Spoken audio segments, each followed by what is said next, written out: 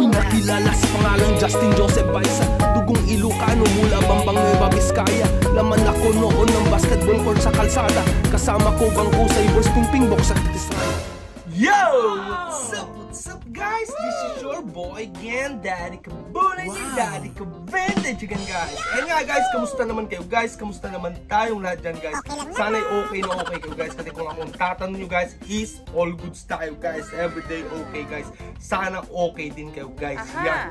So guys, for today's content is mag-share lang ako guys ng aking ways kung paano or method kung paano ko i-bend ang brim ng ating mga mahal na salakot guys. Yan.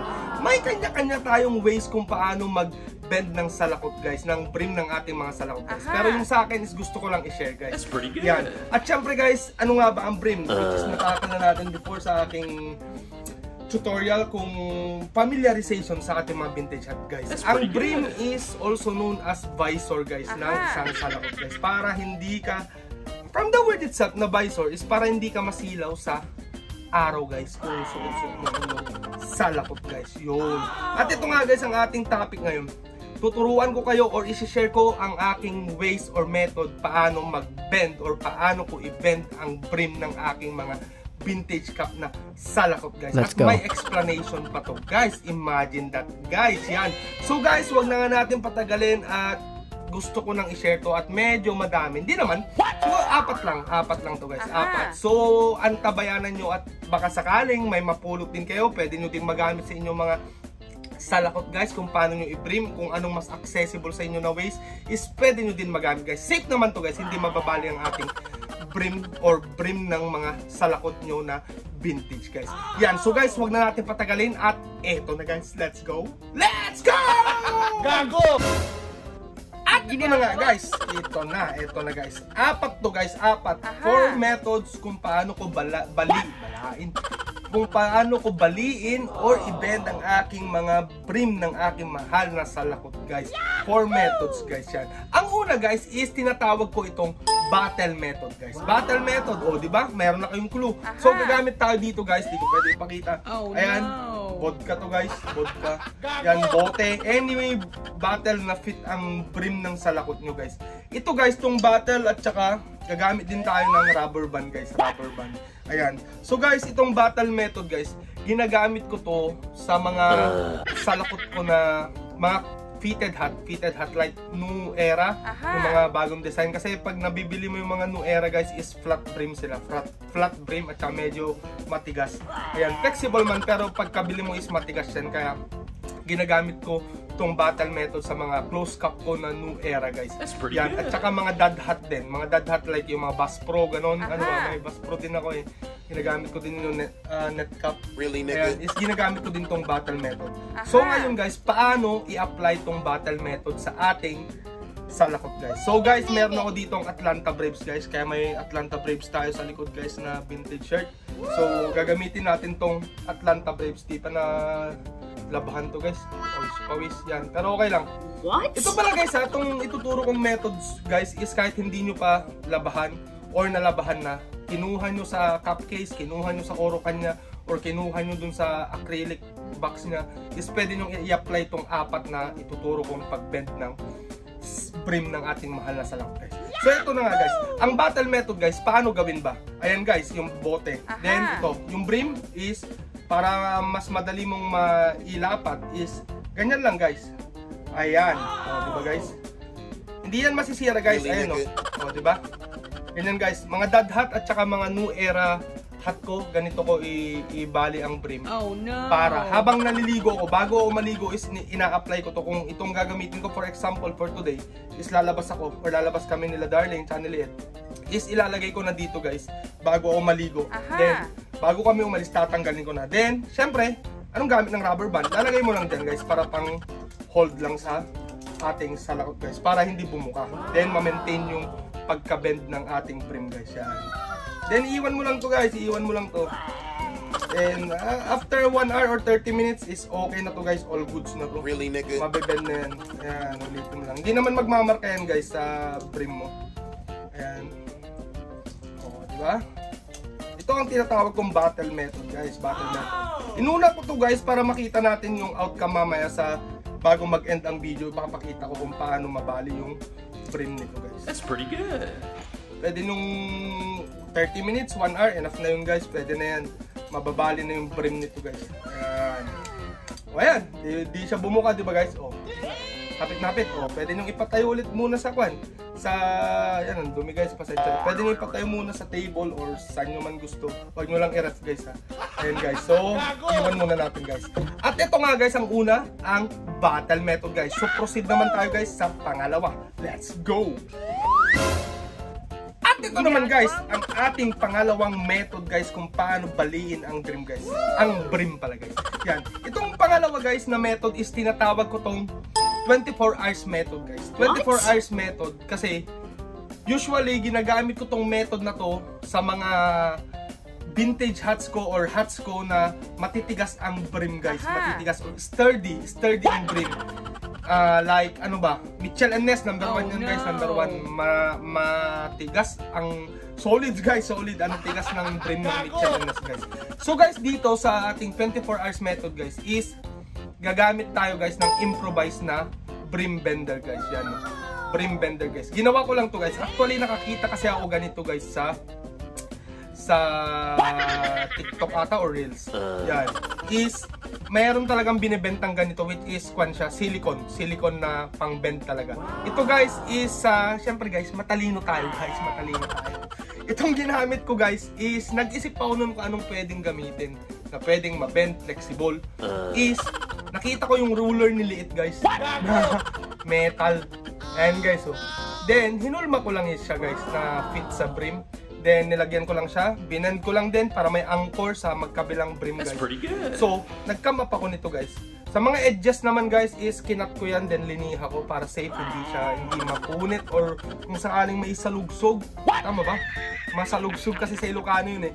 Kung sakaling tatama siya sa mga teles, hindi mapupunit or madadamage ang ating mahal na kasalakot na mga vintage hats or ating mga salakot guys. Yan. So guys, ito ang nagawa kong improvise guys. Yung metal na ruler yan guys. So, yan kung nakikita nyo. 50 pills lang to guys sa day to day guys yan. Binili ko din, hinulma ko guys. So guys, dito is meron tayong Mitchell & Ness guys. Ito, Mitchell & Ness na Chicago Bulls. Ayan na. Mitchell & Ness guys. Mitchell oh my Ness. God. Mitchell & Ness. Though na bebend siya, pero antigas kasi ng brim ng Mitchell & Ness guys. Hindi siya agad-agad na pag binend mo siya guys, is babalik din siya ng ganyan guys. Oh, no. So kailangan dito ng 24 hours method guys. Ang gagawin lang natin dito guys is simple as like this guys. Ayan, kinuha niyo yung sombrero. Then, itong improvised bender natin is kukunin nyo din guys. Ilalapat nyo lang ganyan guys. Oh, dito. Ayan. Oh. Ganyan lang siya guys, oh. Nakalapat, oh. Kita nyo? Nilapat ko dyan. Then nilapat ko dyan guys. Kasi guys, ang target kasi natin pag nag-bend tayo ng brim is yung parang tuka ng pato guys, ang itsura pag nakaharap. What? Ayan guys, oh. Ayan. Yan, 24 hours method kung iiwan to. Kung ito ang gagamitin ko kinabukasan is i-apply ko na tong 24 hours method ko na pang bend ng brim guys. Lalo na ito. Yan. Kita nyo? Ganyan lang siya guys. Iwanan nyo lang sa loob ng cabinet nyo or patong nyo lang guys.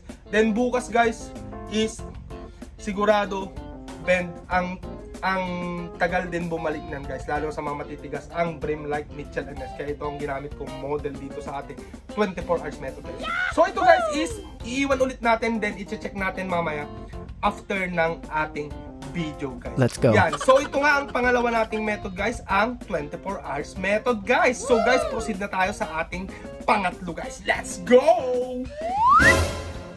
At ito na nga guys, ang ating pangatlong method guys or ways kung paano ibali or baliin ang ating brim ng ating mahal na salakot guys. Yan, ito guys, itong pangatlo is tinatawag ko tong quickie method guys. Oh my god, it's quickie method guys. Kasi syempre guys, pag sinabing quickie is mabilisan lang guys. Mabilisan, yun nga, double meaning yun guys ha. Quickie is mabilisan lang guys. So for example, sarap ng higa mo dun, sipol-sipol ka sa kama. Tapos sasabihin ni Darlene, Papa, punta tayo sa fan. Ganito. Oh my God, hindi ko pa nabali ang brim ko. Ganun guys. So ito guys, i-apply natin sa itong quickie method is i-apply natin sa ating salakot na isa. Ito. Yung isang kit ko na galing kay Sir Kimitor. Shout out Kimitor and Abu Dhabi Thrifters. Yan, sa pagbigay nito. Sobrang hits na din to. Yan, si Larry Bird and Michael Jordan. Ang quickie method guys is simple lang guys. Ganito lang guys ang quickie method. Pagkakuha mo guys, is syempre lalabas na kayo. Nagbihis ka na guys. Nagpalit ka lang ng damit. Then, need mo ng sombrero. So, dapat nakapili ka na. Kukunin mo. Ito. Then, ganito lang guys ang quickie method guys. Yan o. Ganyan lang guys. Ganyan. Yan, ibebend mo lang siya para siyang minamassage mo guys, para lumambot. Ayan. Then, dito, hawakan mo lang dyan guys. Yan, quickie method lang yan guys, quickie method. Then, pwede mo nang isuot. Tignan natin guys yung binag natin. O, hindi ko ginalawa. Lalagay ko lang yung snap guys. Then, isusok na natin guys. Tignan natin kung anong itsura ng quickie method. O, diba guys? Bend din siya guys. O, diba? Maganda din yung pagka-bend niya. Pero, hindi siya pulido. Pero at least may bend yung brim natin, guys. Ayan. Diba? Oh. Ito ang tinatawag kong quickie method, guys. Which is, tinatawag ko din tong massage, guys. Massage method, guys. Kasi, gaganyan mo lang siya, guys. Oh. Babaliin mo lang siya. Ayan. Siyempre, ingat din. Baka biglang kakamadali mo naman. Mapali yan, guys. Di, wala ka na. Ganyan lang, guys. Quickie method or massage method, guys. Yan. Ganyan na natin ulit. Oh, di ba guys? Oh, mabilis din yan guys. Oh, yan. So guys, itong pangatlo is tinatawag ko ang quickie method guys. So guys, proceed naman tayo sa ating pang-apat guys. Kasi ito ang pinakamahalaga sa lahat ng ways ko na pag-bend ng aking brim guys. Pang-apat or huling method ko kung paano mag-bend ng brim guys. So ano pang inaantay natin guys? Let's go and proceed sa ating fourth method guys. Let's go! At ito na nga guys, ang ating pang-apat na method or huling ways kung paano mag-bend ng ating brim ng ating mga mahal na salakot guys. Yan. Itong pang-apat guys is tinatawag ko naman tong TLC method guys. Yan. Tender Love and Care method guys. Siyempre guys, itong panghuling method ko, kaya ako sinabi na mahalaga to guys. Kasi nga, ina-apply ko lamang to guys sa aking mga Chicago Bulls na hats guys. Yan, hindi ko ginagawa sa battle method tong mga to. Hindi ko din ginagawa yung tawag nito, yung 24 hours. Ay, ginawa ko pala sa Bulls. Pero itong mga andito sa likod is iniingatan ko talaga guys. And then di ko din ina-apply yung quickie method guys. Kasi iniingatan nga natin baka mabali nga guys. So ito guys, with Tender Love and Care na method guys. Paano ba gawin ko guys? Ang ginagawa ko lang dito guys is kukuha tayo ng pan guys. O ito, itong gift ni Darling. Siyempre, di man siya vintage pero Jordan hat siya guys. At saka one of my favorite kasi siyempre gift ni Darling yan. Ayan. Kung mapapansin nyo is flat brim siya guys. Ang gagawin lang natin to guys is hawakan nyo lang ng paganito guys. Hawakan nyo lang ng paganito. Then medyo i-bend nyo siya guys ng hawak. Then imamassage nyo lang siya dito guys. Dito na part. I-massage nyo lang dito guys, yan magkabilaan. Let's go. Massage nyo lang, konting massage lang guys para lang mag-bend. Really, nigga? Para lang mag-bend siya guys. Ayan, dito lang ang i-massage nyo guys, dito lang. Ayan ha, ito at saka ito lang guys. That's pretty good. Ayan, so i-bend natin guys, konting massage lang. Konting massage. Konting massage kasi magbe-bend naman yan guys. Konting massage lang, yan. Lalambot ka din, lalambot ka. Kahit gaano ka katigas, lalambot ka din, ganun yun. Ayan guys. So, sa kabila naman, syempre, para hindi naman palaging left-handed lang. O, ayan. O, ayan na guys ha. Tignan nyo na. O, diba? May bend na din siya. Ayan. Pwede nyo dagdagan, pwede nyo the more kasi na ibababa nyo yung pag-bend nyo is lalaki din yung bend. Pero yung sa akin is konting bend lang ang gusto ko. Ayan. Kaya dito lang sa malapit sa edge guys. O, susubukan natin guys para makita nyo yung bend nito. Let's go. Itong TLC method guys. So my God. Tender Love and Care. Ayan guys, sinagawa guys snap. O, susubukan na natin to guys sa tungkwan. Itong minasage natin ng gilid. Yan. Konting massage lang yan guys. Magbe-bend yan guys. Magtiwala ka lang guys. Huwag kang susuko. Subukan mo lang. Hindi masisira ang buhay mo guys. What? Tara guys. Oh. di ba? May konting bend na din yan, guys. Oh.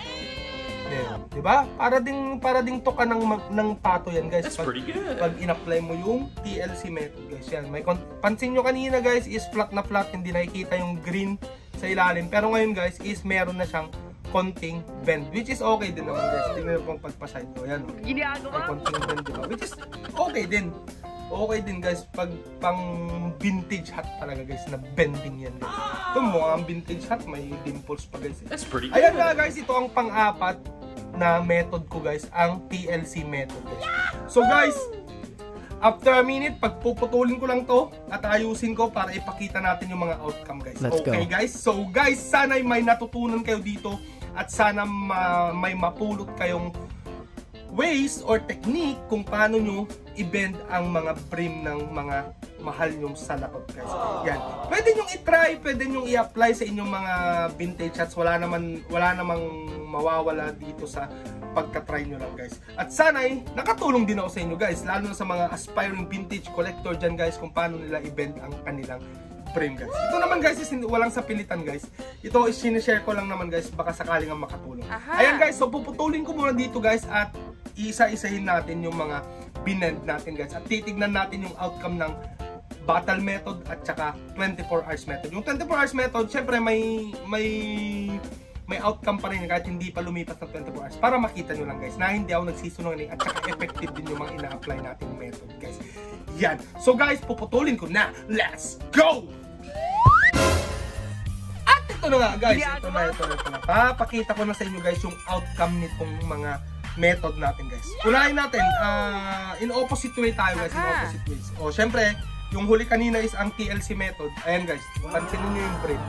O, may konting bali lang. Then, nakikita pa rin yung green sa ilalim ng edge ng brim. Which is, ibig sabihin, effective din yun, guys. Yung TLC method, guys. Para konti lang yung bend. Then, angas din yan, guys. Yan. Ito ang TLC method na in-apply natin, guys. Oh my God. Susunod naman is yung quickie method or ang massage method, guys. Yan. Kita nyo naman yung pagka-bend niya, guys. Ayan, o. Kanina flap din yan, di ba? O, ayan, guys. Ito, in-apply natin dito is ang quickie method, guys. Then, proceed naman tayo sa mahuli yung 24 hours method. Itong battle method muna, guys. Ayan, guys, yung battle method. O, ayan. Sabihin nyo, kahapon pa to. Hindi, kanina lang to. Ayan, so tatanggalin lang natin tong mga rubber band, guys. Hindi yan magmamarka sa brim. O, ayan, may ipapakita ko na hindi magmamarka sa brim. Ayan, tinanggal ko ng rubber band. Hawakan natin dito. Tinanggal ko na yung rubber band. Tinanggal ko na din yung rubber band. O, tinanggal ko na din yung last na rubber. Mabigat pala to, guys. Rubber band. O, ayan, guys, titignan na natin. O, bibitawan ko na, guys, ha. Dito ko hawakan.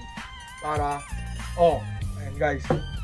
Tignan nyo naman, guys. Pang dad hat talaga at saka pang kwan. Subukan natin, guys. Ito na yung battle method, guys. Ganito ang itsura ng battle method. Di ba? Angas din yan, guys, pag battle method. Ganda din ng pagkabali ng brim. Perfect, di ba, guys? Perfect. So, ayan, guys. Walang marka din yung rubber band, guys, ha, sa brim. That's pretty good. Hindi nagmarka yung rubber band. Ayan. So, guys, angas din. Effective din tong battle method, lalo na sa mga flat brim na mga hats, sa mga dad hat din, guys. Ayan. So, guys, ito nga ang pangatlo, ang ating battle method. Then, titignan naman natin, guys, itong 24 hours method. Ito, wala pang 24 hours method. O, ayan. Tanggalin natin, guys, ha. Ayan.